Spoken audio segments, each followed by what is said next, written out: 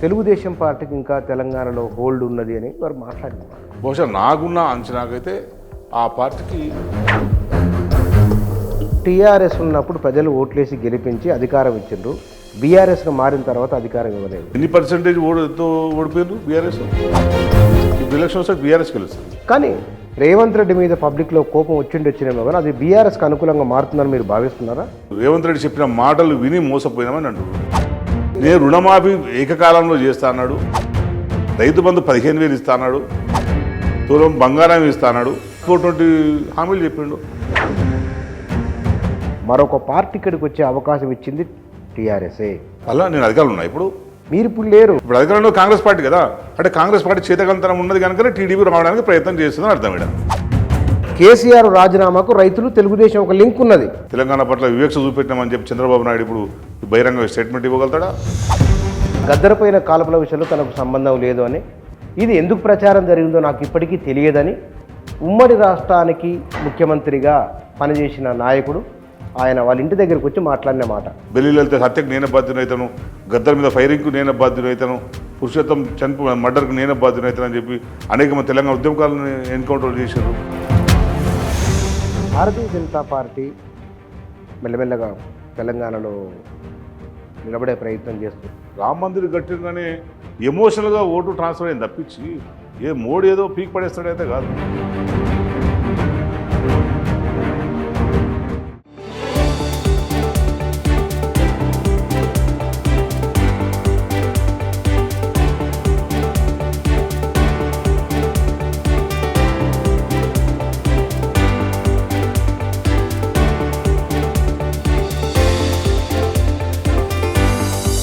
తెలంగాణ రాజకీయాలలో మార్పులు కొన్ని పార్టీలో ఉనికే ఉండదు అనుకున్న దగ్గర నుంచి చేరికలు ప్రారంభం కాబోతున్నాయని 2-3 నెలల కింద సూచాయగా అంటే ఇప్పుడు జాయిన్ అవుతామని కొంతమంది మాట్లాడుతున్నారు. తెలంగాణలో టీఆర్ఎస్ లేదు, బీఆర్ఎస్ అయింది. తెలుగుదేశం గ్రౌండ్ ఖాళీ అయింది, మళ్ళీ తెలుగుదేశం వస్తానంటున్నది. ఈ సందర్భంలో భవిష్యత్తులో తెలంగాణ రాజకీయాలు ఎట్లా ఉండబోతున్నాయి? జాతీయ పార్టీలు ఎట్లాగో కాంగ్రెస్ బీజేపీ ఉండనే ఉన్నది. మరి ఒకప్పుడు 2 ప్రాంతీయ పార్టీలు బీఆర్ఎస్, తెలుగుదేశం రాజకీయ భవిష్యత్తు తెలంగాణలో ఉంటుందా? ఉండే అవకాశం ఉన్నదా? ఉంటే ఏ మేరకు ఎట్లా? ఈ విషయాల గురించి మాట్లాడదాం. ఆందోళన మాజీ ఎమ్మెల్యే బీఆర్ఎస్ నాయకులు క్రాంతి గారు మన దగ్గర ఉన్నారు. నమస్కారం అండి. నమస్కారం. తెలుగుదేశం పార్టీ కేసీఆరే గనక కాంగ్రెస్ను కొంత దానట్లే ఉనికిలో ఉండనిచ్చి ఉంటే కనుక, లేదు తెలంగాణ ఉద్యమ వ్యతిరేకులను బీఆర్ఎస్లో చేర్చుకుని పదవులు ఇవ్వకుంటే గనక తెలుగుదేశం పార్టీ తెలంగాణలో నిలబడి ఉండేది కాదు, మళ్ళీ మేము వస్తామని చెప్పడానికి కూడా స్కోప్ ఉండేది కాదు అని ఒక చర్చ ఈ మధ్య సోషల్ మీడియాలో బాగా జరుగుతున్నది. అయిన దానికి కాందానికి కేసీఆర్ని బాధ్యం చేయడం, అట్లా కేసీఆర్ చేసి ఉంటే ఇట్లా అయ్యేది కాదు, ఇట్లా చేసి ఉంటే అట్లా అయ్యేది కాదు అని చెప్పడం అనేది మరి అది వాళ్ళ విజ్ఞతకే వదిలేస్తాము అని. అంటే ఒక రకంగా ఇంకో రకంగా ఏం చెప్పొచ్చు అంటే కేసీఆర్ గారి మీద వాళ్ళకు అంత ఎక్స్పెక్టేషన్స్ ఉన్నాయని ఇప్పుడు దాన్ని పాజిటివ్ కూడా చూడవచ్చు. సో అంటే ఎవరు చేయలేని పనులను కేసీఆర్ గారు చేయగలుగుతారు కనుక కేసీఆర్ గారే దాన్ని ఆ పార్టీని భూస్థాపితం చేయగలుగుతాడనే ఒక నమ్మకం అట్లా ఉన్న వాళ్ళు బహుశా అట్లా మాట్లాడుతుండవచ్చు. అంటే ఏదైనా సరే ఒక రాజకీయ పార్టీని ఏ పార్టీని తుడిచిపెట్టాలని, ఏ పార్టీని పూడ్చిపెట్టాలని ఇంకో పార్టీ కూడా కోరుకోదు కదా. అది టీఆర్ఎస్కు, ఎందుకంటే తెలుగుదేశం అనేది తెలంగాణ వ్యతిరేకమైన పార్టీ అనేది అందరికీ తెలుసు.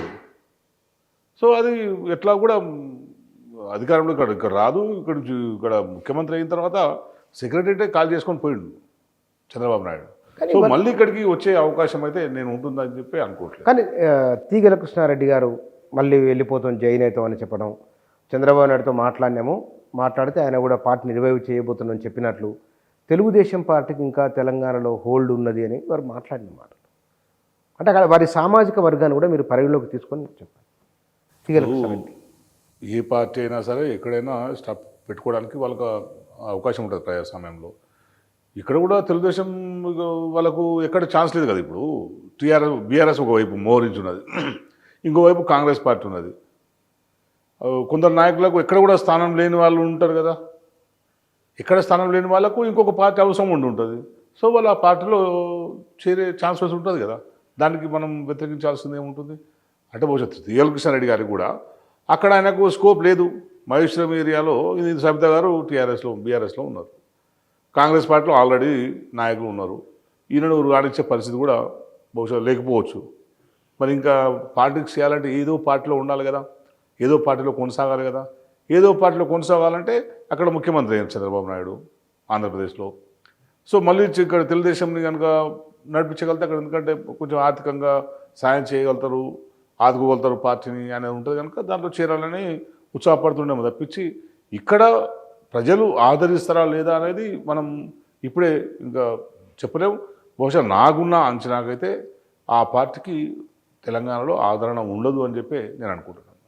కానీ మనము షర్మిల పార్టీ ఇక్కడికి వచ్చినప్పుడు, ఆమె యాత్ర చేస్తున్నప్పుడు ఒకప్పుడు తెలంగాణను వ్యతిరేకించిన వాళ్ళు ఆ తర్వాత అంటే తెలంగాణలో నిలబడతామని ప్రయత్నం చేయడం, కొంత ఓటు షేర్ కూడా వస్తుంది అనే ఒక చర్చ కూడా జరిగింది. అసలు ఆ వాతావరణం రావడానికి, ఆ చర్చలు రావడానికి కారణమే టీఆర్ఎస్ అనేది కదా. దీన్ని మీరు అట్లా అర్థం చేసుకునే కంటే టీఆర్ఎస్ను ప్రజల్లో పలిసం చేయడానికి, బదలాం చేయడానికి ఉపయోగపడ్డ పావులు ఇవన్నీ. షర్మిలను ప్రయోగించారు, ఒక పాలను ప్రయోగించారు, నానా రకాల తెలంగాణ ఉద్యమంలో ఉండి వేరే వేరే పార్టీలో ఉన్న వాళ్ళందరినీ కూడా బీఆర్ఎస్ పార్టీ మీద ఉపయోగించి బాగా ప్రచారం చేసి టీఆర్ఎస్ మీద వ్యతిరేకతను పెంచారు ప్రజల్లో. చేయని దానికి కూడా ఇదే పని చేసిందని చెప్పి వాళ్ళ వ్యక్తిగతంగా ఆరోపణలు చేయడం, 1000 కోట్లు తినడం చెప్పడం, కాళేశ్వరం మీద తప్పుడు ప్రచారం చేయడం, ఇట్లా తెలంగాణ ఉద్యమకారులు ఎవరికి కూడా కేసీఆర్ గారు పట్టించుకోలేరని చెప్పి నానా రకాలుగా ఆరోపణలు చేసి అక్కడ వ్యతిరేకత పెంచే ప్రయత్నం చేశారు. ఇప్పుడు షర్మిల చూసుకుంటే, షర్మిలను చూస్తే చాలామంది ఏమన్నారు, మొత్తం ఆమె సామాజిక వర్గం మొత్తం షర్మిల ఇంట పోతుంది, షర్మిల కాంగ్రెస్ వాళ్ళ పార్టీ కనీసం ఒక 10 సీట్లు వస్తాయని చాలామంది ఎక్స్పెక్ట్ చేసుకున్నారు. కానీ షర్మిల ఏం చేసింది, లాస్ట్కి ప్రతి నియోజకవర్గం తిరిగి చివరికి ఏమైంది, కాంగ్రెస్ పార్టీకి ఆమె సపోర్ట్ చేసింది. అంటే ఇదంతా ఒక స్ట్రాటజిక్ ఏంటంటే కేసీఆర్ గారిని ఎదుర్కోవడానికి ఎక్కడెక్కడో ఉన్న అందరూ కూడా ఏకమయ్యారు. చివరికి ఐడియాలజికల్గా తెలుగుదేశం పార్టీ కాంగ్రెస్ పార్టీ ఎప్పుడు కలవదు, కానీ తెలుగుదేశం పార్టీ కాంగ్రెస్ పార్టీ స్నేహంగా పనిచేసినాయి. బీజేపీ కాంగ్రెస్ పార్టీ కూడా ఎక్కడ కలవయి, కానీ కేసీఆర్ గారిని ఓడించడానికి ఇంటర్నల్గా 2 పార్టీలు కూడా కూడబలుకొని పనిచేసినాయి. తెలుగుదేశం నుంచి, కాంగ్రెస్లో నుంచి విపరీతంగా వలసలను బీఆర్ఎస్లోకి ప్రోత్సహించి ఓ ప్రతిపక్షం లేకుండా చేసిన కారణంగా వారట కలిసి ఉండొచ్చునేమో కదా. అది ఏ పార్టీ అయినా ఆ పార్టీ ప్రభుత్వం సాఫీ జరగాలని కూడా కొన్ని ప్రయత్నాలు చేస్తారు. వైఎస్ రాజశేఖర రెడ్డి అప్పుడు బీఆర్ఎస్ జీవించలేడా? అదేదో చీలికలు మొత్తం టీఆర్ఎస్తోనే మొదలైనట్టు, అంటే బయట మాట్లాడే వాళ్ళు కూడా చీలికలు మొత్తం బీఆర్ఎస్తోనే మొదలైనట్లు. నువ్వు చంద్రబాబు ఈయన ఏం చేసిండు, మన వైఎస్ రాజశేఖర రెడ్డి ఏం చేసిండు, బీఆర్ఎస్ వాళ్ళని తీసుకోలేదు. అంటే సో ఉమ్మడి రాష్ట్రంలో కొన్ని రాజకీయ సంప్రదాయాలు అవి ఇబ్బందికరంగా ఉన్నాయి. అవి ఒక పార్టీని లేకుండా చేయాలనే కుట్రపూరితే మంచిది కాదు ప్రజాస్వామ్యానికి అనే భావన తెలంగాణ ఉద్యమంలో జరిగింది. పార్టీలో ఉన్న మళ్ళీ తెలంగాణ వచ్చిన అదే తెలంగాణ ఉద్యమానికి రాజకీయ పార్టీలకు ముడిపెట్టొద్దు దయచేసి. తెలంగాణ ఉద్యమానికి రాజకీయ పార్టీలకి సంబంధం, రాజకీయ పార్టీలు కదా ఉద్యమం చేసింది. ఏ రాజకీయ పార్టీ చేసింది? టీఆర్ఎస్ కూడా చేసింది. కాంగ్రెస్ పార్టీ చేసిందా? చేయలేదు కదా, కాంగ్రెస్ పార్టీ చేయలేదు కదా. అది చెప్తున్నా తెలంగాణ ఉద్యమానికి రాజకీయ పార్టీలు చేసే ఎత్తుగడలకు తెలంగాణ ఉద్యమానికి ఇక్కడ లెక్క కడతాం మనం. తెలంగాణ ఉద్యమం వేరు కదా. అంటే తెలంగాణ ఉద్యమం కాంగ్రెస్ పార్టీ తెలంగాణ ఇవ్వలేదా? ఎట్లిచ్చింది? ఎంతమంది చచ్చిపోతే ఎట్లిచ్చింది అన్న. ఇవాళ కూడా 69లో ఇస్తే 69లో ఎవరు చనిపోకుండా ఇచ్చుంటే కాంగ్రెస్ పార్టీ తెలంగాణ ఇచ్చిందని అందరం కూడా కాల్ వేసుకొని చెప్తున్నాం. ఇప్పుడు 1400 మంది చనిపోయిన తర్వాత, కొన్ని లక్షల మంది నిరాశ్రయులు అయిన తర్వాత, కోట్ల మంది గాయపడ్డ తర్వాత నేను తెలంగాణ ఇస్తున్నాను చెప్తే తీసుకున్నారు ప్రజలు. వాళ్ళు ఇయ్యలేరు, కొట్లాడి తీసుకున్నారు, గుంజుకున్నారు. ఇదే ఇక్కడ గుంజుకున్నారు, వాళ్ళు ఇయ్యలే. బీఆర్ఎస్ నాయకులు ఎప్పుడు మాట్లాడినా ఇతరుల ఆర్గ్యుమెంట్ని బుల్డోజ్ చేయడం, వారికి దగ్గరికి ప్రశ్న వచ్చినప్పుడు దానికి సమాధానం ఇవ్వలేకపోవడం పదే జరుగుతూ ఉన్నది. ఇప్పుడు మీరు ఏ ప్రశ్నకు నాకు సమాధానం రాలేదో చెప్తే నేను సమాధానం చెప్తాను. పాత సంప్రదాయాన్ని చేరికల్లో రాజకీయం వేరు. నేను మీకు అదే అర్థం చేసుకోండి. రాజకీయం వేరు, తెలంగాణ ఉద్యమం వేరు అంటున్నాను. రాజకీయం వేరు, తెలంగాణ ఉద్యమం వేరు. ఎట్లా వేరు? తెలంగాణ ఉద్యమంలో ప్రతి ఒక్కరు కూడా రాజకీయ నాయకుడు కాలేడు. ఆ విషయం గుర్తుపెట్టుకోండి. తెలంగాణ ఉద్యమంలో ఉన్న ప్రతి ఒక్కరు కూడా ఎమ్మెల్యే కావాలని కోరుకోలేరు. నాకు తెలంగాణ కావాలనే కోరుకున్నారు. మా పిల్లలకు ఉద్యోగాలు వస్తాయనో, మా చేనులకు నీళ్ళు వస్తాయనో, ప్రతి ఒక్కరు మేము వచ్చి రాజకీయాలు చేయాలి అని తెలంగాణ ఉద్యమంలో ప్రతిపక్షమే లేకుండా చేయాలని ప్రజలు కోరుకోలేదు. ఎవరు చేయాలని ఎవరు కోరుకోలేదు. టీఆర్ఎస్ కూడా కోరుకోలేదు. టీఆర్ఎస్ కూడా కోరుకోలేదు. అది వాళ్ళ చేతగంతనం. అది లేకుండా చేసిండు అనేది వాళ్ళ చేతగంతనం. ఇప్పుడు వాళ్ళందరూ మేమందరం వచ్చి చేరుతామన్నప్పుడు చేర్చుకుంటారు. తెలంగాణకు ఒక ప్రాంతీయ పార్టీ, మీరన్న ప్రకారం తెలంగాణకు ఒక ప్రాంతీయ పార్టీ లేదు కాబట్టి అనుకుందాం, పెద్దది తెలంగాణ జనసమితి ఉన్నది. ఇవాళ తెలుగుదేశం పార్టీ వచ్చింది, అదో ప్రాంతీయ పార్టీ, హైదరాబాద్లోనే పుట్టింది, ఇక్కడనే ఉంటుందని చెప్తారు. వాళ్ళే అక్కడి వాళ్ళే ముఖ్యమంత్రి. తెలంగాణకు ఒక పార్టీ ఉంది, ఆ పార్టీకి 46 మంది గెలిచిండ్రు. తెలంగాణకు ఒక పార్టీ ఉంది, బీఆర్ఎస్. అది బీఆర్ఎస్, టీఆర్ఎస్ అయినా బీఆర్ఎస్ అయినా తెలంగాణ పార్టీ కదా. తెలంగాణ నుంచి వచ్చింది కదా. అది తెలంగాణ నుంచి వచ్చిన పార్టీగా గర్వపడాలి. తెలంగాణ ఉద్యమం తెలుగుదేశం వాళ్ళు 2 తెలుగుదేశం అనే పెట్టుకున్నారు పేరు, పేరే మారలే.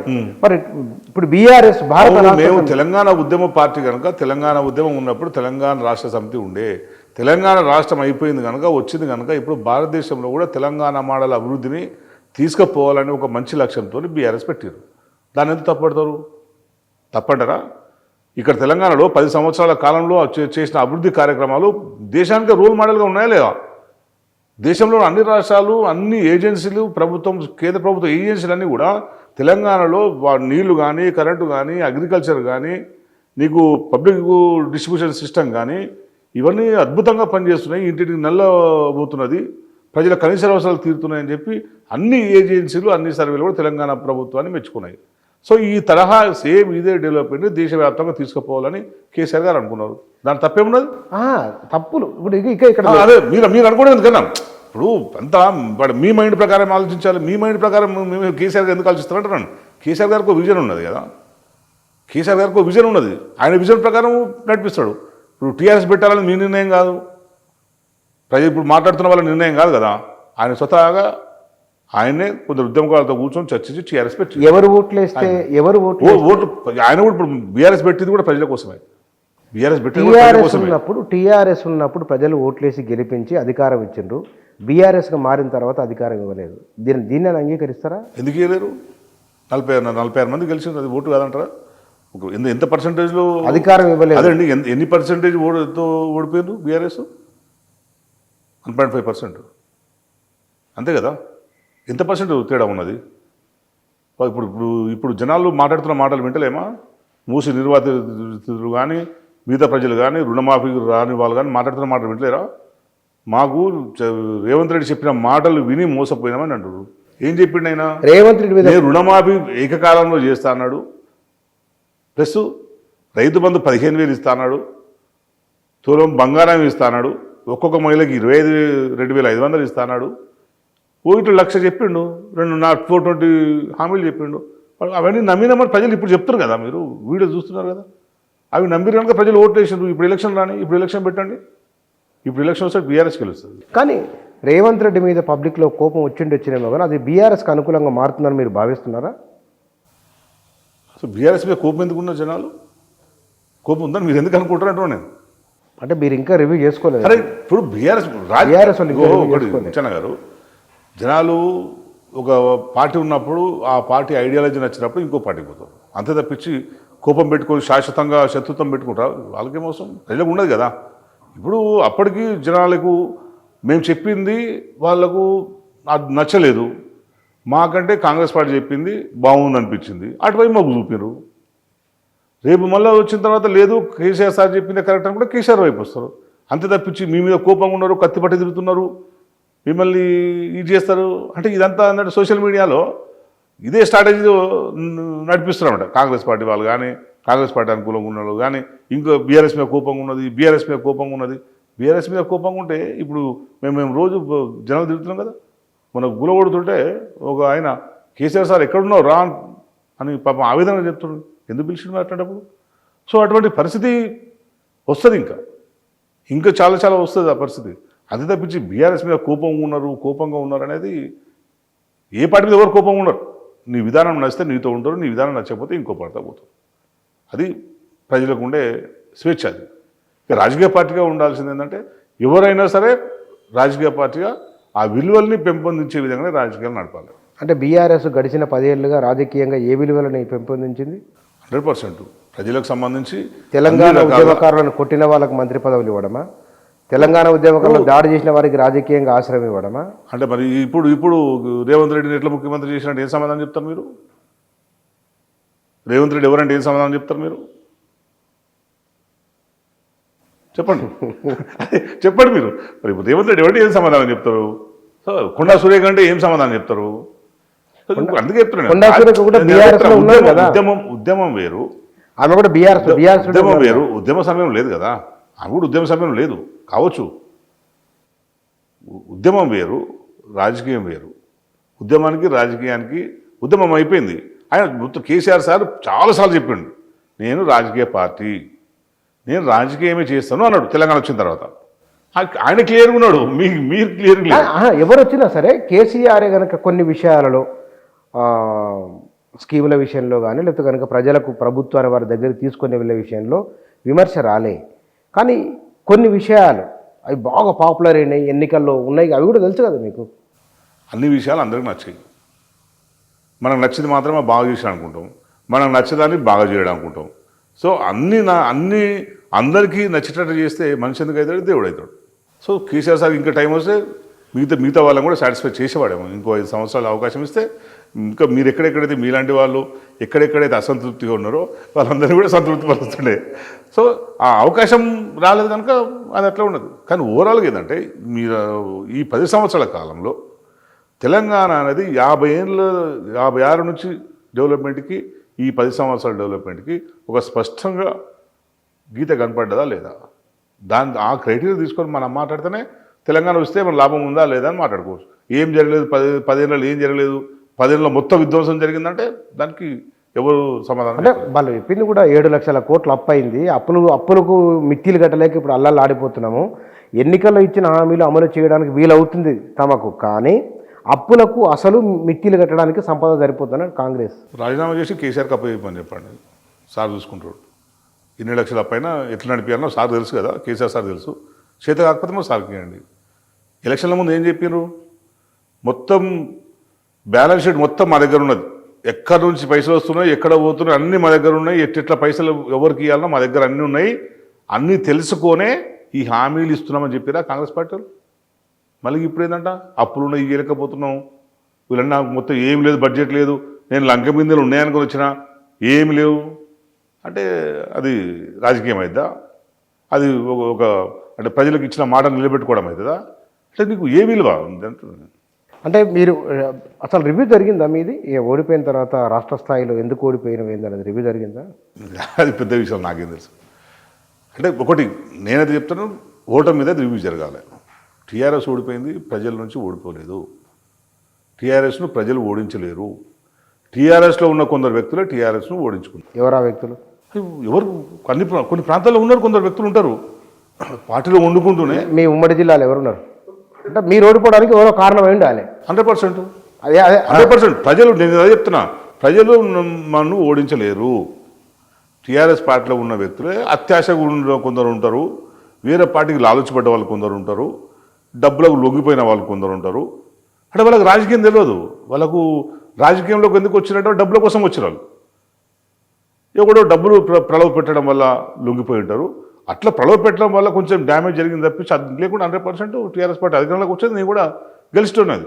అదే చెప్తున్నాను, టీఆర్ఎస్ పార్టీ కూడా మీరు అడిగిన చెప్తున్నాను. అట్లాంటి వ్యక్తుల పట్ల పార్టీ రివ్యూ చేయాలి, అట్లాంటి వ్యక్తుల్ని దూరం పెట్టాలి. దూరం పెడితేనే పార్టీ రేపు ఇంకా బాగా పనిచేసుకోగలుగుతాం. కాకపోతే అంటే గుర్తించారు అట్లాంటి వాళ్ళు ఎవరు?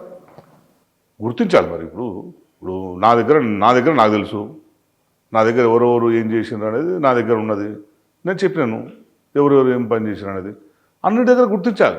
అదే చెప్తున్నా, టీఆర్ఎస్ ఎక్కడ ఏ రాష్ట్రం పోయినా దేశంలో, బయట దేశంలో ఎక్కడ పోయినా కూడా అసలు బీఆర్ఎస్ ఎట్లా ఓడిపోయిందని అడుగుతారు. ప్రజలు ఓడించలేరు. ప్రజలు కూడా అదంటారు. ఏదో కొందరికి ఏదో రాలేదనేది కొంచెం ఉంటుంది తప్పించి, కానీ ఇంటర్నల్గా అయితే కొందరు వ్యక్తుల పట్ల కఠినంగానే వివరించాల్సిన అవసరం ఉంటుంది. లేకపోతే పార్టీ ఉండదు. రేపు కూడా గెలిచే పరిస్థితి ఉండదు. ఇట్లా నువ్వు మొత్తం వెనకాల మొత్తం వెన్నుపోటలు పోల్చుకొని రేపు మనకు పనికొస్తాడు ఉండాలి, రేపు మనకు పనికొస్తాడు ఉండాలంటే ఇక్కడ మూసుకుంటూ పోతారు. మనమేమో బకెట్లో నీళ్ళు నింపుతుంటాం, ఇంకోటేమో బకెట్కి త్వర కొడుతుంటాడు. బకెట్ ఎప్పుడు నిండుతుంది? అంతే కదా. నేను కుండ నింపుతుంటా, కుండ నింపేటోడు ఒకటి ఉంటాడు, కిందికి త్వర కొట్టాడు ఒకడు ఉంటాడు. ఇక నీళ్ళు నిండుతాయి. సో దాన్ని రివ్యూ చేసుకోవాల్సిన అవసరం అయితే ఉంటుంది. బహుశా కేసీఆర్ సార్కి అన్నీ తెలుసు, ఏ టైంలో ఏ నిర్ణయం తీసుకోవాలనో ఆ టైంలో నిర్ణయం తీసుకుంటారనే అనుకుంటున్నాం. కలిసారా ఈ మధ్య మీరు ఎవరు? నేను 2 months కింద ఒకసారి కనపడ్డాను. అడిగి ఏముంటుంది సార్తో అంటే ఆరోగ్యం కూడా మధ్య బాగాలేదంటే పోయి వచ్చినాం. మాట్లాడిండా? మంచిగా మాట్లాడు, బాగానే ఉన్నాడు. మళ్ళీ మనం ఏ విషయాలు చెప్తారు మీ మధ్య? మామూలు ఎట్లుంది సిచ్యువేషన్, అది నియోజకవర్గాల్లో నువ్వు ఏం కాదు, మళ్ళీ మనం వస్తాం, బాగానే ఉన్నది, అందరూ బాగానే కష్టపడ్డాం, ఏం కాదు, ధైర్యంగా ఉండండి, నేను ఉన్నా, మీ అందరికీ కలిసి పని బాగా చేద్దామని చెప్పాను. ఎప్పుడైనా ధైర్యం ఇస్తాడు, కలిసి బాగా పని చేసుకోండి అని చెప్తుంటాడు, ఎంకరేజ్మెంట్ చెప్తుంటాడు. అంతే తప్పించి పలానా ఈ వాళ్ళ ఓడిపోయినారు అని ఎప్పుడు కూడా ఆయన ఎవరు కూడా ఆడాడు. పాప ఆయన మనసులో మనం పెట్టుకుంటాం తప్పించి ఎవరిని కూడా ఎప్పుడు నేను అన్నదైతే నేను చూడలేదు. అంటే నా మటుకైతే ఎప్పుడు కూడా పాజిటివ్గానే ఉంటాడు. మా దగ్గరకు వచ్చి కూడా 100% మా మీటింగ్లో కూడా బాగా సాటిస్ఫైతో ఉన్నాడు, మంచిగా గెలుస్తున్నామని చెప్పి అన్నాడు, ఫోన్లో కూడా మాట్లాడి చెప్పింది. సో ఇవన్నీ కొన్ని చిన్న చిన్న అయితే ఉన్నాయి, వాటన్నిటిని రెక్టిఫై చేసుకుంటే రేపు భవిష్యత్తులో కూడా ఇంకా అంతకంటే లాస్ట్ టైం వచ్చిన మెజారిటీ కంటే ఇప్పుడు మనం గెలవగలుగుతాం. ఉందా వాతావరణం క్షేత్రస్థాయిలో? అంటే మీరంటే కాంగ్రెస్ మీద మాట్లాడుతున్నారు అనే విషయం బీఆర్ఎస్ నాయకులు అంటున్నారు గట్టిగా. నిజంగానే అది క్షేత్రస్థాయిలో అట్లా ఉండి అది బీఆర్ఎస్కి అనుకూలమైన వాతావరణం ఉన్నదా? అంటే మేము ఉన్నది అని మేము చెప్తున్నాము. మేము చెప్తే మీరు బీఆర్ఎస్ పార్టీ అని అట్లా చెప్తున్నారని మీరు అంటారు. మీరు పోయి ఒకసారి చూడండి, ఒక ఊర్లోకి వెళ్ళండి. నేను మళ్ళీ ఒకసారి రిటర్న్ వస్తాను. నేను ఇక్కడ నుంచి గ్రౌండ్ కాలిన తెలుగుదేశం పార్టీ మళ్ళీ ఇక్కడికి వస్తుంది అని అంటేనే ఏ మాట కామాట టీఆర్ఎస్ తెలంగాణ ఉద్యమం కోసం పుట్టింది, తెలంగాణ రాష్ట్ర సాధనలో ఉన్నది, టీఆర్ఎస్ తెలంగాణ అనేది ఒక భావన బలం ఉండేది. పరిస్థితులను సరిగా అంచనా వేయని కారణంగానో లేదా ఇంకేదన్నా మార్పును వెళ్ళడం వలన మరొక పార్టీ ఇక్కడికి వచ్చే అవకాశం ఇచ్చింది టీఆర్ఎస్ఏ. ఒకవేళ అదే జరిగితే కనుక మళ్ళీ తిరిగి తెలంగాణ ఇంకో పార్టీ రావడానికి ఓడిపోయిన పార్టీ అవకాశం ఇచ్చిందంటారా, అధికారం ఉన్న పార్టీ అవకాశం ఇస్తుందంటారా? మీరు చేయడం వల్లనే కదా. అలా నేను అధికారులు ఉన్నా, ఇప్పుడు మీరు ఇప్పుడు లేరు, మేము అధికారం లేం కదా. మేము అధికారం లేని పార్టీ ఎట్లా ఛాన్స్ ఇస్తుంది అంటున్నా నేను. ఇప్పుడు అధికారంలో కాంగ్రెస్ పార్టీ కదా, అంటే కాంగ్రెస్ పార్టీ చేతకంతనం ఉన్నది కనుక టీడీపీ రావడానికి ప్రయత్నం చేస్తుందని అర్థం ఇక్కడ, అంతే కదా. మరి టీఆర్ఎస్ ఉన్నప్పుడు ఎందుకు రాలే? టీఆర్ఎస్ ఉన్న రోజు కాంగ్రెస్కి వెళ్ళి టీడీపీ నుంచి బీఆర్ఎస్లకు వలసలు ప్రోత్సహించారు కదా. అప్పుడు ఎవడైనా ప్రోత్సహిస్తాడు, ఎవడైనా వస్తాడే తీసుకుంటాడు. ఇప్పుడు నేను పోతాను వేరే పార్టీలు నన్ను తీసుకోరా? అరే నేను చెప్తున్నా, ఇప్పుడు రాజకీయాల్లో చెప్తున్నాను కూర్చొని, ఇప్పుడు రాజకీయాల్లో వలసలు అనేది రాజకీయాల్లో ఒక తెలంగాణలో కాదు, నువ్వు మొత్తం చూడు, దేశం మొత్తం చూడు. ఒకరు ఈ పార్టీలో ఉంటుడు, రేపు ఇంకో పార్టీ ఉంటాడు, లేడు ఇంకో పార్టీ ఉంటాడు. అంటే అది సర్వసాధారణం అయిపోయింది. దాన్నే పట్టుకొని వలసలకే పర్యాపదం అయిపోయింది బీఆర్ఎస్ పార్టీ అని పదే మాట్లాడడం కూడా అది ఏ రాష్ట్రంలో చెప్పండి?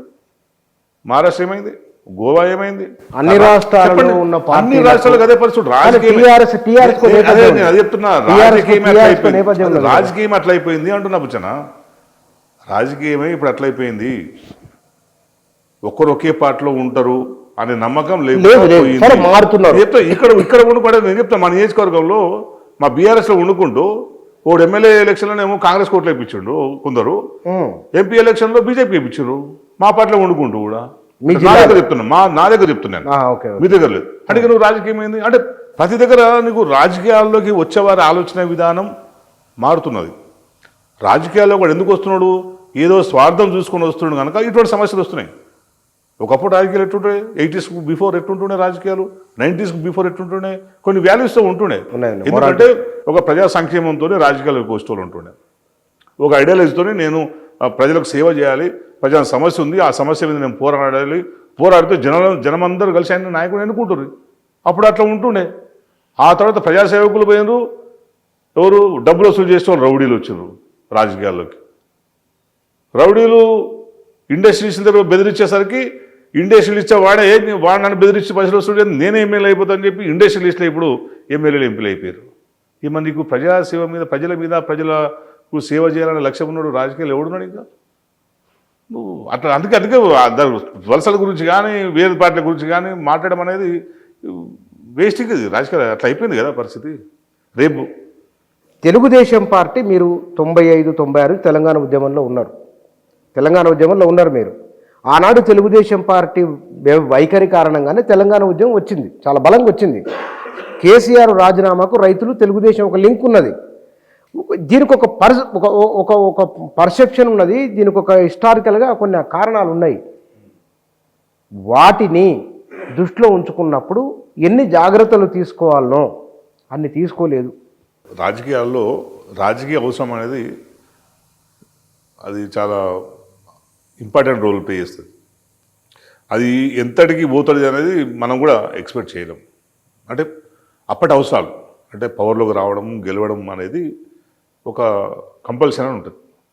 ఇప్పుడు నేను చెప్తున్నాను బీఆర్ ఇక్కడ టీడీపీ రావడం ఎవరు తప్పట్టాల్సిన అవసరం లేదంటాను. నేను ఒక పార్టీలో కొనసాగుతున్నా, నేను ఇంతకుముందు జర్నలిస్ట్ ఉన్న అనుభవంతో కూడా చెప్తున్నా, ఎవరైనా ఏ పార్టీ పెట్టుకోవచ్చు. అంటే 2009లో మహాకూటమితో పోటీ చేయాలి టీఆర్ఎస్ బీజేపీ ఉంది కదా, అప్పుడు టీడీపీ ఉంది కదా, సిపిఎం కాంగ్రెస్ పార్టీని ఓడించడానికి సిపిఎంతో కలిసి టీఆర్ఎస్ దాంట్లో టీడీపీ కూడా ఉన్నది. సో మేము ఎందుకు భుజాన్ని వేసుకొని దానికి రావద్దని మేము ఎందుకంటాం. వస్తే తెలుసుకొని వస్తే ఎవడు ఛాన్స్ ఇచ్చిండు, ఈ ప్రభుత్వం చేతకంతనం కనుక తెలుగుదేశం పార్టీ వస్తుందని అర్థం. ఈ ప్రభుత్వం ఒక వ్యాక్యూమ్ క్రియేట్ చేసింది కనుకనే వాళ్ళు చేయలేకపోతున్నారు, కనుకనే ఇంకొక అవకాశం ఉంది అని చెప్పి వాళ్ళు కోరుకోగలుగుతున్నారు. టీడీపీ రాగలుగుతుంది. ఇప్పుడు దానికి కాంగ్రెస్ పార్టీ బాధ్యులు అవుతుంది. వాళ్ళిద్దరు కలిసి టీఆర్ఎస్ ముందు పెట్టే ప్రయత్నం చేసి అది కుట్ర కూడా కావచ్చు. మీ దానికి ఎంతమంది పోతున్నారు తెలుగుదేశంలోకి? నేనైతే ఎవరు పోతారని నేను అనుకోవట్లేదు.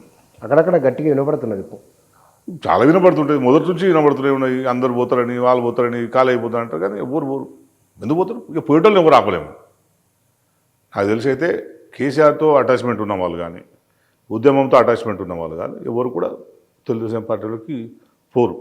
అప్పుడు 2009లో ఏదో వ్యూహాత్మకంగా పొత్తు పెట్టుకుంటారు తప్పించి ఇప్పుడు కూడా పార్టీలో చేరే అవకాశం అయితే లేదు. ఎందుకంటే వచ్చిన మొట్టమొదటి ప్రభుత్వాన్ని పడగొట్టడానికి ప్రయత్నం చేసింది చంద్రబాబు నాయుడు. ఎమ్మెల్సీ ఎలక్షన్ టైంలో అప్పటి ప్రభుత్వాన్ని పడగొట్టడానికి ప్రయత్నం చేసింది తెలుగుదేశం ప్రభుత్వం, చంద్రబాబు నాయుడు. దాంతో కేసీఆర్ దెబ్బ కొడితే ఇక్కడ సెక్రటరీ కాల్ చేసి అమరావతి పోయాడు. అంతే కదా, అప్పుడే మూతపడ్డా కదా తెలుగుదేశం దుకాణం. సో ఇంకా కూడా వాళ్ళకు తెలంగాణ మీద ద్వేషం ఉన్నంత వరకు తెలుగుదేశం పార్టీకి ఇక్కడ మనుగడ ఉండదు. వాళ్ళకు తెలంగాణ ఎందుకు ఏర్పడ్డదు అనే ఒక కసి వాళ్ళకు తెలుగుదేశం పార్టీకి ఇంకా ఉంది కనుక వాళ్ళకు ఇక్కడ స్థానం ఉండదని నేను అనుకుంటున్నాను. సో అటువంటి ఎందుకు పోతారు ఎవరైనా? ఇప్పుడు వస్తారు తెలంగాణ ప్రజలకు క్షమాపణలు చెప్తారా? తెలంగాణకు మేము ద్రోహం చేసినాం, తెలంగాణ వనరులన్నీ మేము ఆంధ్రకు తరలించినాం, తెలంగాణ పట్ల వివక్ష చూపెట్టినామని చెప్పి చంద్రబాబు నాయుడు ఇప్పుడు బహిరంగ స్టేట్మెంట్ ఇవ్వగలుగుతాడా? తెలంగాణ ఉద్యమకారుల్ని మేము చంపేసినాము, నేనే బాధ్యునైతాను, బెల్లిలతో హత్యకు నేనే బాధ్యునైతాను, గద్దర్ మీద ఫైరింగ్కు నేనే బాధ్యునైతాను, పురుషోత్తం మర్డర్కు నేనే బాధ్యునైతాను అని చెప్పి అనేక మంది తెలంగాణ ఉద్యమకారులను ఎన్కౌంటర్ చేశారు. వాడిని అన్నిటికీ నేనే బాధ్యులని చంద్రబాబు చెప్తాడా? చెప్తారమ్మా అని చెప్పండి. అప్పుడు ఈయనకు ఎటువంటి స్థానం ఉంటుందో తెలుస్తారు ప్రజలు. గద్దర్ ఇంటికి వెళ్ళిన తర్వాత చంద్రబాబు నాయుడు ఒక మాట అన్నారు, తన గద్దరిపోయిన కాల్పుల విషయంలో తనకు సంబంధం లేదు అని. ఇది ఎందుకు ప్రచారం జరిగిందో నాకు ఇప్పటికీ తెలియదని ఉమ్మడి రాష్ట్రానికి ముఖ్యమంత్రిగా పనిచేసిన నాయకుడు ఆయన వాళ్ళ ఇంటి దగ్గరికి వచ్చి మాట్లాడిన మాట. మీరేమో ఆయన పేరు చెప్తున్నారు. వాళ్ళు మరి ఆయన ఆయంలో జరిగింది, ఆయన ముఖ్యమంత్రి కదా. ఆ ప్రకటన ఎందుకు అప్పుడు చేయలేడు? మరి అప్పుడు ఆ ప్రకటన ఎందుకు చేయలేడు? అప్పుడు చేయాలి కదా, ఇది నాకు సంబంధం లేదు నేను చేయలేనని. ఆయన ప్రభుత్వం, ఆయన కంట్రోల్ ఉండే పోలీసులు, ఎట్లయితుంది అది? అది ఇప్పుడు జరిగి 96, ఇప్పుడు 2024 దాదాపు 28 సంవత్సరాలు గుర్తొచ్చింది ఆయనకు. అది నాది కాదనేది, నాకు సంబంధం లేదనేది. ఓ రాష్ట్ర ముఖ్యమంత్రి కదా ఆయన. హోమ్ లా అండ్ ఆర్డర్ ఆయన దగ్గర ఉంటుంది కదా, లా అండ్ ఆర్డర్ ఆయన దగ్గర ఉంటుంది కదా. సరే ఆయనకు సంబంధం లేదు అనుకున్నాం, మరి ఎందుకు పట్టుకోలేదు ఇప్పటిదాకా? పట్టుకోవాలి కదా. ఎవడు ఫైరింగ్ చేసిండో ఇప్పటిదాకా తెలియదు, కేసు మూసేసిండ్రు. కానీ గద్దరే ఖమ్మం బహిరంగ సభలో చంద్రబాబును కౌగిలించుకున్నారు కదా. గద్దరని ఇప్పుడు గద్దరు పాపం తన మనస్తత్వం ఎట్లాంటిదంటే ఎవరితో అయినా కూడా ఆయన చాలా చిన్నపిల్లలగానే ఉంటాడు. ఎవడు ఆయన గురించి తప్పుగా మాట్లాడినా, ఆయనకు నష్టం చేసిన వ్యక్తులు ఉన్నా సరే అన్ని ప్రేమ చేరదీస్తాడు. శత్రువుని ప్రేమిస్తాడు మనిషి. అట్లాంటి మనసుతో ఉన్నాడు. వాడి మీద పగ పెట్టుకొని, వాడి మనసులో పెట్టుకొని, వాడి సంగతి చూస్తా అని చెప్పి మనసులో కల్మషం పెట్టుకొని ఉన్నాడు మనిషి. ఏమన్నాడో ఒకసారి అంటాడు, మళ్ళా చాలా చెల్లదొరపై అయితే అయిపోయింది పోని వాడు పని చేసుకుందాం అంటాడు. సో అంతే తప్పించి ఆయన పగబట్టి ఎంటబడి ఆయన కలవద్దని అట్లనే ఉండదు. ఆయన కూడా పొలిటికల్ లీడర్ కదా గద్దర్ కూడా. ఆయన కూడా స్ట్రాటజీస్ ఉంటాయి. ఆ స్ట్రాటజీ ప్రకారం ఆయన ఏమనుకుండో, ఏ స్ట్రాటజీతో పోయిండో. అంటే ఇక్కడ ప్రజాస్వామ్యంలో ఎవరు మీరు ఇందాక అన్నారు టీఆర్ఎస్ బీఆర్ఎస్ కావచ్చు, తెలుగుదేశం ఎందుకు రాకూడదు అని. తెలుగుదేశం ప్రజాస్వామ్యంలో ఎవరైనా ఎక్కడ రావచ్చు, దాన్ని అభ్యంతరం ఏమీ లేదు. అసలు ఆ పార్టీ లేదు, ఇంకా దానితో పొత్తు. అదే తీగల కృష్ణారెడ్డి పోతున్నారు. ఆయన ఇంకో మాట కూడా అన్నారు, సీనియర్లు చాలా మంది ఉన్నారు తెలుగుదేశానికి, గ్రామీణ ప్రాంతాలు ఇంకా హోల్డ్ ఉన్నది, ఇంకా నాయకులు ఉన్నారు, నడిపేవారు వస్తే కనుక పార్టీ రివైవ్ చేయవచ్చు అనే గట్టి. నేను ఎంతమంది చెప్పినా అక్కడ అవకాశం లేనోడు, ఎక్కడ అవకాశం లేనోడు ఇంకో పార్టీ అవసరం ఉంటుంది. అట్లాంటి వాళ్ళు ఎవరెవరైనా ఉంటే వాళ్ళు పోతారు. అంతే తప్పించి ఆ పార్టీ పెడితే మాతో పొత్తు ఉంటుంది అనేది ఇంత. తెలుగుదేశం పార్టీని కొంచెం పంపించిన తర్వాత మళ్ళీ కేసీఆర్ సార్ టీడీపీతో పొత్తు పెట్టుకుంటాడా? ఇక్కడ ప్రభుత్వానికి మొట్టమొదటి తెలంగాణ ప్రభుత్వాన్ని కూల్చే ప్రయత్నం చేసినోడిని మళ్ళీ కేసీఆర్ స్నేహం చేస్తాడా అనుకుంటామా? సో అనుకోడు, అట్లా ఉండదని అనుకుంటాను. కానీ భారతీయ జనతా పార్టీ మెల్లమెల్లగా తెలంగాణలో నిలబడే ప్రయత్నం చేస్తుంది. బీఆర్ఎస్ ప్లేస్ను, ఎందుకంటే లోక్సభ ఎన్నికల్లో చూసినాం కదా మనం ఓట్లను. తెలుగుదేశము సరే మీరు అన్నట్టు దానికి కొన్ని పరిమితులు ఉన్నాయనుకుందాం, కానీ బీజేపీకి అట్లేం లేదు కదా. బీఆర్ఎస్ ప్లేస్ను ఎవరు కూడా ఆక్యుపై చేయలేదు. బీఆర్ఎస్ స్థానం బీఆర్ఎస్కి ఉంటుంది. ఇప్పుడు 46 వచ్చి ఉంటుంది, రేపు మళ్ళీ ఎలక్షన్ వస్తే 100%గా నీకు 100 పైన కూడా వస్తాయి. 100% మళ్ళీ రూల్లోకి వస్తుంది. దాని ప్లేస్ను మళ్ళీ ఏదో కొత్త అవకాశం ఇద్దామని చూసి తప్పించి 10 ఏళ్ళ ప్రభుత్వం ఉండే ఒక అవకాశం ఇద్దామని ఒక ప్రయత్నం జరిగింది తప్పించి, అది కూడా మాకు కొంచెం అలసత్వం, మా వైపు నుంచి కొంచెం అలసత్వం ఉన్నది. సో అట్లా కలిసి వచ్చింది తప్పించి బీఆర్ఎస్ మళ్ళీ భర్తీ చేస్తుంది, ఇంకో పార్టీ వస్తుంది అనేది ప్రజలు నేను అనుకున్నది ప్రజలు అంత ఈజీగా మోల్డ్ అవుతారని నేను అనుకోవట్లేదు. ఎందుకంటే కేసీఆర్ గారు 10 ఏళ్ల పాలన అనేది ప్రజల మీద మంచి ప్రభావం చూపింది. ఇప్పటికీ కేసీఆర్కు వ్యతిరేకంగా ఓటేసిన చెప్పేవాళ్ళు కూడా 10 ఏళ్ళు బాగుండే, వీడు మళ్ళీ ఏమో చేస్తాడు అనుకున్నా ఓటేసినా అని మాట్లాడుతూ తప్పించి కేసీఆర్ని ద్వేషిస్తలేదు, కేసీఆర్ని తిడతలేదు. సరే నువ్వు బీజేపీ వైపు పోవాలంటే ఎట్లుంటుంది? నరేంద్ర మోడీ నచ్చాలి, బీజేపీ విధానం నచ్చాలి. నువ్వు ఏం చేసినా నచ్చుతారు బీజేపీని? బీజేపీ ఏం చేసింది ఈ దేశ ప్రజల కోసం? తెలంగాణ కోసం ఏం చేసింది? తెలంగాణలో ఏమైనా కొత్త ఇండస్ట్రీ పెట్టిందా? ఇంకేమైనా కొత్త ప్రపోజల్ పెట్టి ఏమైనా ఉద్యోగాలు కల్పన జరిగిందా? కనీసం కాళేశ్వరం లాంటి ప్రాజెక్టు కడుతుంటే దానికి కేంద్రం ఏమైనా సపోర్ట్ చేసిందా? తెలంగాణనే డెవలప్మెంట్ అవుతుంటే ఇంకా అదనంగా కొత్త రాష్ట్రం కనుక అదనపు నిధులు ఇస్తాను అని చెప్పి ఒక ఆశిస్తేమైనా అదనపు నిధులు ఇచ్చిందా బీజేపీ? ఏమి ఇవ్వలేదు కదా. మరి ఎందుకు బీజేపీకి దగ్గర అవుతారు ప్రజలు? మొన్న ఎంపీ ఎలక్షన్లో అయితేనేమో కొంచెం ఎమోషనల్గా పోయారు. రామ్ మందిర్ కట్టిందనే ఎమోషనల్గా ఓటు ట్రాన్స్ఫర్ అయింది తప్పించి మోడీ ఏదో పీక్ పడేస్తాడైతే కాదు. ఇప్పటికీ ప్రజలకు మోడీ మీద నమ్మకం లేవు. మోడీ పెద్ద యాక్టర్ అనుకున్నారు, మోడీ పెద్ద యాక్టర్ అని ప్రజలందరికీ తెలుసు. ఇక్కడ హైడ్రా విషయం మీరు ప్రస్తావించారు మనం మాట్లాడినప్పుడే.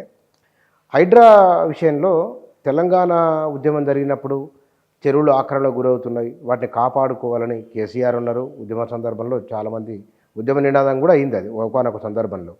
కానీ ఇప్పుడు ఎందుకు దాన్ని అంత బలంగా వ్యతిరేకిస్తున్నారు? పేదవాళ్లకు మేలు జరగవలసిందే, వారి విషయంలో ఏం చేయాలని కూడా ఒక ఆల్టర్నేట్ సూచన ఏమన్నా చేస్తుందా బీఆర్ఎస్? అవును, నువ్వు ఉన్న రూల్స్ అండ్ రెగ్యులేషన్స్ని అమలు చేసి సరిపోయేదానికి హైడ్రా పీడ్రా ఎందుకు? ఇంకో టాస్క్ ఫోర్స్ అవసరం దానికి? ఆల్రెడీ ఉంది కదా. ఆల్రెడీ డిజాస్టర్ మేనేజ్మెంట్కి ఒక వింగ్ ఉంది నీకు జిహెచ్ఎంసీలో, హైదరాబాద్లో ఒక వింగ్ ఉన్నది. దాని పేరు మార్చి హైడ్రాని పెట్టారు అంతే. అది కొత్త ఇంతకుముందు దానికి ఇన్ఛార్జ్గా విశ్వజిత్ ఐపీఎస్ ఉండే. ఇప్పుడు రంగనాథ్ ఐపీఎస్ వచ్చిండు, దాని పేరు మార్చిండు, దాని పరిధిని విస్తృతం చేశారు అంతే.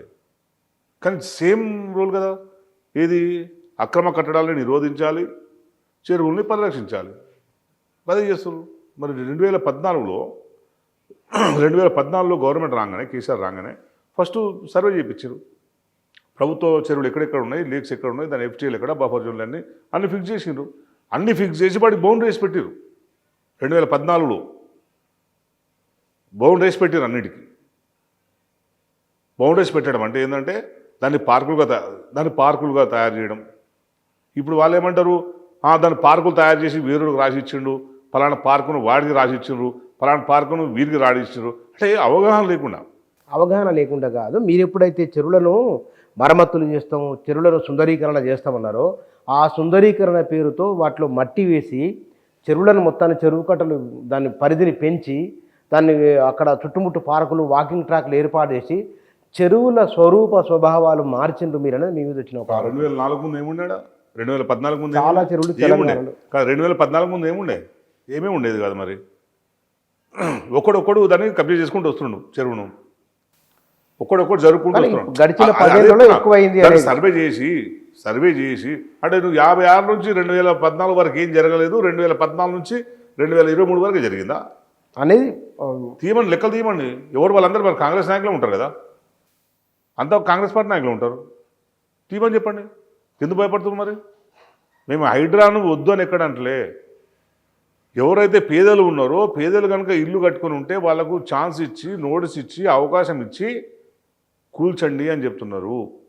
హైడ్రాన్ వ్యతిరేకం ఎక్కడ టీఆర్ఎస్ చేయలేదు, ఇప్పుడు కూడా వ్యతిరేకం చేస్తలేరు. అది మీకు బీఆర్ఎస్ నాయకులు మాట్లాడుతున్నారు, కానీ ఇది ఇప్పుడు అనే ఒక మాట అన్నారు. ఈ బీఆర్ఎస్ నాయకులు మాట్లాడుతున్న సందర్భంలోనే సోషల్ మీడియా ద్వారా అధికారంలోకి రాలేము, ఒకవేళ వస్తారని మీరు అంటారు, మీరు జైలుకి వెళ్తారన్నారు ఆయన. ఎందుకు భయపడుతున్నారు సోషల్ మీడియాకి అంతగానం? అందరం భయం ఎందుకంటే సోషల్ మీడియా అంటే కేసులు పెట్టుకోమని చెప్పండి, తప్పుడు చేసిన పెట్టుకోమని చెప్పండి. ఎవరుతున్నాడు తప్పుడు రాతలు రాసేవాడికి, అసత్య ప్రచారం చేసిన పెట్టుకోమని చెప్పండి. ప్రజలు ఏడుస్తుంటే, ఇల్లు కోల్పోయి కన్నీరు మున్నీరు అవుతుంటే దాన్ని కూడా నువ్వు యూట్యూబ్లలో టెలికాస్ట్ చేయద్దా? ఎన్ని వందల వీడియోలు. పాపం లోన్లు తీసుకొని గృహప్రవేశం చేసిన మర్నాడే ఒక ఆమె చెప్తుంది, రెంట్కుంటున్న ఇంట్లో నేను ప్రెగ్నెంట్ ఉన్నా, 8వ నెల, ఇంకో 2 నెలలు ఆగండి అని ఏడుస్తే కూడా కర్కశంగా వాళ్ళని బయటకు పంపించేసారు. అంటే ఇంత అమానీయంగా, ఇంత నీచమైన ప్రభుత్వం ఇంకేమైనా ఉంటుందా? ఇటువంటి ఆలోచన ఉన్న ప్రభుత్వం ఎవరైనా ఉంటారా? మరి ఎందుకు చేస్తుంది ఈ ప్రభుత్వం? అది చెప్తున్నాం, నిజంగానే చెరువుల్ని ప్రొటెక్ట్ చేయండి, నోటీస్ చేయండి. ఎవడు కట్టిండో పెద్ద పెద్దలో కొట్టించండి, మేము వస్తాడు. ఎవరు రారు, మా వాళ్ళు కూడా ఎవరు రారు, చెప్పిన మా వాళ్ళు కూడా. నువ్వు పేదల విషయాలు ఎందుకు పోతున్నావు? పేదలు గుడిసెలు వేసుకున్న వాళ్ళకు, చిన్న మధ్యతరగతి వాళ్ళ దాని కోసము వాళ్ళ కనీసం నోటీసులు ఇవ్వకుండా వాళ్ళు లోన్ తీసుకుని, మనం చూసినాం కదా, ఒక 5-6 మంది ఇంటర్వ్యూ చూసినాను నేను. వాళ్ళు ఇల్లు గులగొట్టిండ్రు, బ్యాంకుడికి మాత్రం లోన్ కట్టాల్సిందేనంట. ఇల్లు పోయింది, బ్యాంకు లోన్ మళ్ళా కట్టాలి. అంటే వాడు మధ్యతరగతి ఉద్యోగం చేసుకుంటూ ఓ ఇల్లు కట్టుకుంటే ఉన్న ఇల్లువే లోన్ కట్టాలి. సో కనీసం ఆలోచించాల్సిన అవసరం ఉందా లేదా? ఒక హ్యూమన్ యాంగిల్లో మనుషులు వాళ్ళ వాళ్ళ నివాసాన్ని మొత్తం కులగొడుతున్నప్పుడు ఆలోచించాల్సిన అవసరం ఉంటుందా లేదా? అది చెప్తున్నావు తప్పించి నువ్వు హైదరాబాద్ ఆయనకి ఎవరు చెప్పినాను అట్లా? మేము చెప్పినాం హైదరాబాద్ అని చెప్పినా ఎవరన్నా?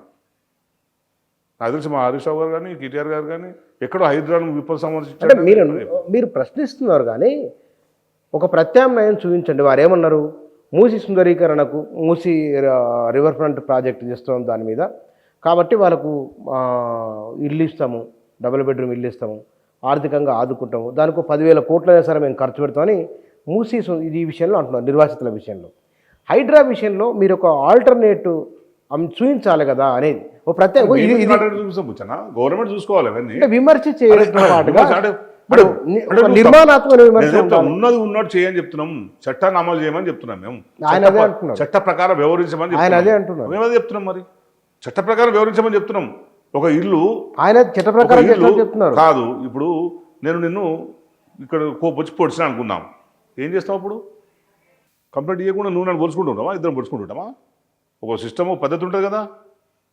నువ్వు నా మీద కంప్లైంట్ ఇస్తావు కదా, నువ్వు నన్ను కొట్టినావు అనుకుంటా, నేను నిన్ను కొట్టాలనా లేదనుకుంటే నువ్వు పోయి నా మీద యాక్షన్ తీసుకోమని కంప్లైంట్ ఇస్తావా? ఫిర్యాదు చేస్తాం. ఫిర్యాదు చేస్తావు కదా. నేను అదే చెప్తున్నాం, చట్టంలో ఒకటి ఉన్నది. ఎవరైనా సరే ప్రభుత్వ స్థలాలు కానీ చెరువులు కానీ కబ్జా చేసిన వాళ్ళు ఉంటే వాళ్ళని వెకేట్ చేయించాలి. వెకేట్ చేయించాలి కదా. కానీ చట్టబద్ధంగా ఎట్లా వ్యవహరించాలి? వాడికి నోటీస్ ఇవ్వాలి. వాడేమంటాడు ఈ ల్యాండ్ నాది అంటుండు. అంతే కదా.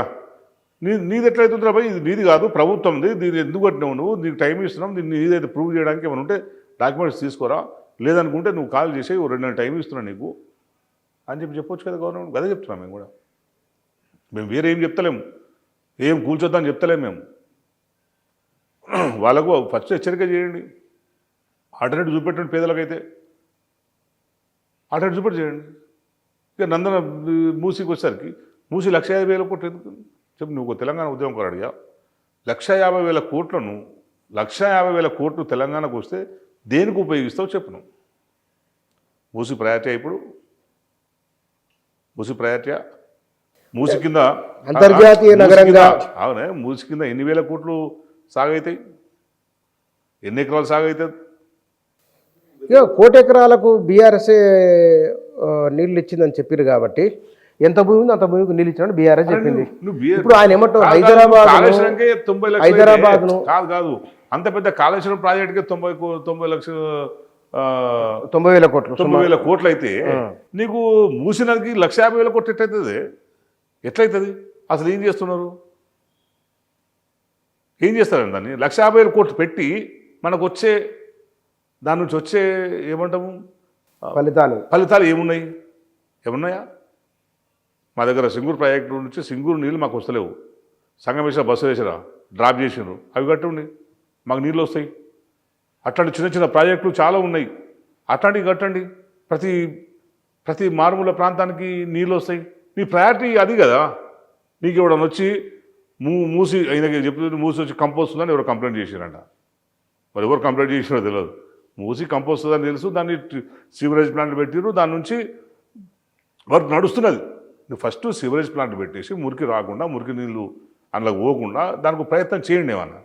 అంతే తప్పించిన మూసి మొత్తం ఒకటిసారి చేస్తా, మూసిని మొత్తం ఖాళీ చేపిస్తా అంటే కొన్ని లక్షల మంది ఇల్లు ఉంటాయి. మరి ఇంకేంది? అక్కడిక్కడ కిలోమీటర్ అంట, మళ్ళా కిలోమీటర్ 7 దాకా పోతుంది. ఇమిలిబండ్ బస్ స్టాండ్ పోతుంది. మూసిలే కదా ఇమిలిబండ్ ఉన్నది. ఇమిలిబండ్ బస్ స్టాండ్ ఉన్నది ఈ మూసిలనే. ఇమిలిబండ్ బస్ స్టాండ్ తీసేస్తారా? అది ఐలాండ్ అది. అయినా ఏదైనా నీకు బఫర్ దాంట్లో ఉన్నదా లేదా? నీకు మళ్ళీ నువ్వు దానికి ఎగ్జామ్షన్ ఇస్తారా? ఇక హైలాండ్కి ఎగ్జామ్షన్ ఇవ్వాలి. ఇస్తే అందరు హైలాండ్ ఉన్నారు, ఇళ్ళన్నీ హైలాండ్లో ఉన్నాయి, మూసి లోపల లేవు. ఇమిలిబండ్ బస్ స్టాండ్ మాత్రం మూసినాల్లో ఉన్నది. చుట్టుపక్కల ఉన్న ఇళ్ళన్నీ కూడా గట్టుపైనే ఉంటాయి. మేము 1996-97లో మూసి ప్రపంచ బ్యాంకు అప్పు తీసుకొద్దామని చెప్పి చంద్రబాబు నాయుడు ప్రయత్నం చేశాడు.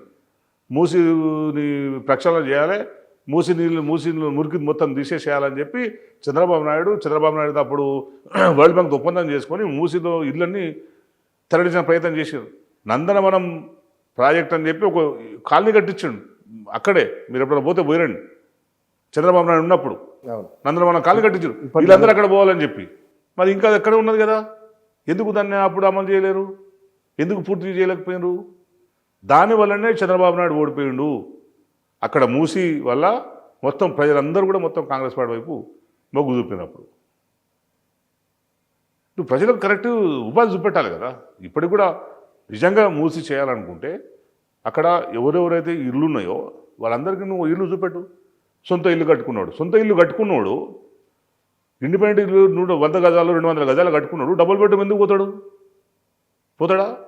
సపోజ్ నువ్వే ఉన్నావు అనుకుందాం, మీ ఇల్లు కూడా అక్కడే ఉంది కనుక నువ్వే ఉన్నావు అనుకుందాం. వాడ డబుల్ బెడ్రూమ్లో పోతావా? ఇండిపెండెంట్ ఉన్నది, ఇండిపెండెంట్ హౌస్ కట్టుకున్నావు వాడ, డబుల్ బెడ్రూమ్ ఇల్లు పోతావా? ఇండిపెండెంట్ హౌస్ కావాలని కోరుకుంటావా? ఓకే, వాళ్ళు అదే చెప్తారు. మాకు 200 గజాలు ఇల్లు ఉన్నది, 3 ఫ్యామిలీస్ ఉన్నాము, 3 ఫ్యామిలీస్ ఉంటే మనం 3 ట్రిపుల్ బెడ్రూమ్లు ఇవ్వాలి కదా.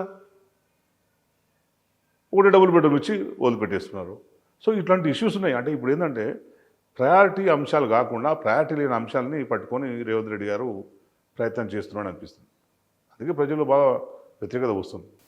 ఓకే సార్, ఆయన వ్యతిరేకత ఏంది ఎట్లా అయితే చూద్దాం. వ్యతిరేకత బీఆర్ఎస్లో ఎక్కువ అంటున్నారు, వ్యతిరేకత వచ్చింది. ఏమంటలే కేసీఆర్ సార్ ఎక్కడున్నావు రాశారంటున్నారు ప్రజలు. బీఆర్ఎస్ అంటలే అక్కడున్న వాళ్ళే బాధ్యతలే పిలుస్తున్నారు. కేసీఆర్ సార్ ఎక్కడున్నారు, రండి సార్, మాకు ఇంత అన్యాయం జరుగుతుందని చెప్తున్నారు వాళ్ళు. మీరు కూడా వినకపోతే నేనేం చేస్తాను. ఓకే, ఆందోళన నియోజకవర్గంలో మీరు తిరుగుతున్నారా, గ్రామాలు తిరుగుతున్నారు ఎప్పుడు?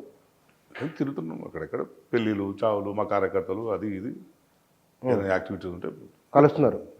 మేము కూడా ఇక్కడ టైం చూద్దామని చూస్తున్నాం కదా. మేము కూడా అప్పుడే మేమేదో ఆవు రావునంటూ ఓడిపోయినాం కదా, ప్రభుత్వం మీద వ్యతిరేకంగా ప్రచారం చేయాలని ఇప్పుడు మీరే ఎప్పుడు కనబడ్డది, మీరే వ్యతిరేక ప్రచారం చేస్తున్నారు, మేము ఇంకా ఆగుతున్నాం, ఇంకా కొద్ది కాలం చూస్తామని వెయిట్ చేస్తున్నాం మేము. కానీ మా చేతికి మరి అస్త్రాలు ఇచ్చినప్పుడు మన దుర్మార్గంగా ప్రజలు ఏడుస్తుంటే ప్రజల వైపు నిలబడకుండా సైలెంట్గా ఉండలేము కదా. సో అన్యాయం వైపు ఎవరైతే అన్యాయం గురవుతారో వాళ్ళ వైపు మేము నిలబడుతున్నాం. మా నియోజకవర్గంలో కూడా ఇట్లాంటి చేస్తే 100% దానికి చేస్తాం. మా నియోజకవర్గంలో ఏదో హామీలు ఇచ్చారో అన్నీ చేసే విధంగా ప్రయత్నం చేస్తాం. అందుకే టైం ఇస్తున్నాం. కొంచెం ఇంకొక 4-5 నెలలు, సంవత్సరం అయిపోతే తెలుస్తుంది అలా కూడా. ఓవరాల్గా ఈ 10 నెలల కాలంలో కాంగ్రెస్ పరిపాలన వెళుతున్న తీరు ఎట్లా కనబడుతున్నది? ఈ 10 నెలల కాలంలో మొత్తం కాంగ్రెస్ పార్టీ అయితే ఫెయిల్ అయిందని అనుకుంటున్నాను. 100% ఫెయిల్ అయిపోయింది. ఏ పని కూడా సరిగ్గా చేయలేకపోయింది, ప్రజలను మెప్పించలేకపోయింది, ప్రజల విశ్వాసాన్ని చురుగొనలేకపోయింది, ప్రజల విశ్వాసాన్ని కోల్పోయింది కాంగ్రెస్ పార్టీ. సో రేపు ఏ ఎలక్షన్ వచ్చినా కూడా 100% మళ్ళీ కాంగ్రెస్ పార్టీకి అయితే ఓటు పడి, అది మాత్రం వాస్తవం. కానీ తెలంగాణ రాజకీయాలలో బీఆర్ఎస్ ఈ ఏడాది, వచ్చే ఏడాది, 2 నెలలు మళ్ళీ పుంజుకొని బలంగా నిలబడతారనే నమ్మకం? బీఆర్ఎస్ బలంగానే ఉన్నది. ఇంతకుముందు చెప్పిన బీఆర్ఎస్ బలంగానే ఉన్నది. ఉన్న వాళ్ళను కొంచెం ఫిల్టర్ చేసుకుంటే, ఉన్న వాళ్ళను కరెక్ట్ నిబద్ధత కలిగిన వాళ్ళని ఉంచుకుంటే 100%, 100% ఇంకా బ్రహ్మాండ రిజల్ట్ వస్తాయి. థ్యాంక్ యూ ఉచ్చన్న గారు, నమస్కారం. తెలంగాణ రాజకీయాలకు సంబంధించి వారితో కొన్ని విషయాలు పదే అడగడం ప్రశ్నను కారణం అంటే 95-96 నుంచి తెలంగాణ ఉద్యమంలో ఉండడం, జర్నలిస్ట్గా పనిచేయడం, ఆ తర్వాత ఎమ్మెల్యేగా ఉండడం, ఇవన్నీ కూడా తెలంగాణలో 28 సంవత్సరాలు, 30 ఏళ్ళుగా వచ్చిన పరిణామాలను దగ్గర నుంచి చూసిన వారు, ఆయా ఉద్యమాలలో భాగస్వామిగా ఉన్నారు. కాబట్టి తెలుగుదేశం పార్టీ రావచ్చు, ఇక్కడ నిలబడవచ్చు, పోటీ చేయవచ్చు, ఆ ప్రజాస్వామ్యంలో ఎవరు ఎక్కడికైనా వెళ్ళవచ్చు.